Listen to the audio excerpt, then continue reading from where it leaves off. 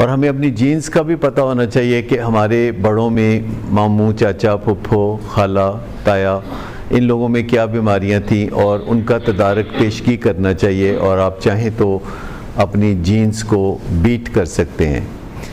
By the way, अब एक test आ गया है।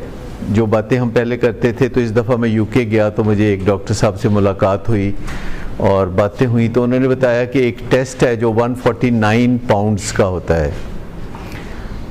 उस टेस्ट में आप अपना लुआबे दहन एक बोतल में बंद करके उनको देते हैं और वो उसके नतीजे में आपको एक डिटेल्ड आपका जेनेटिक एनालिसिस करके बताते हैं कि आपके ख़ानदान में पहले कौन सी बीमारियां थीं, आपको कौन सी बीमारियों का ख़तरा है, आगे कौन सी बीमारियां चलेंगी, आपको फ़ैसले कैसे करने चाहिए, और आप की पीछे नस्ल कहाँ से आई थी, क्या आपके कोई बुज़ुर्ग अफ़गानिस्तान से आए थे या स्विट्ज़रलैंड से आए थे।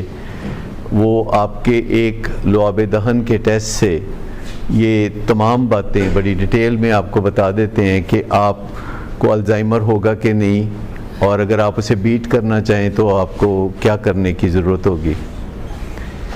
तो आप में से कोई ख्वाहिशमंद होगा कोई ऐसा टेस्ट करवाने का?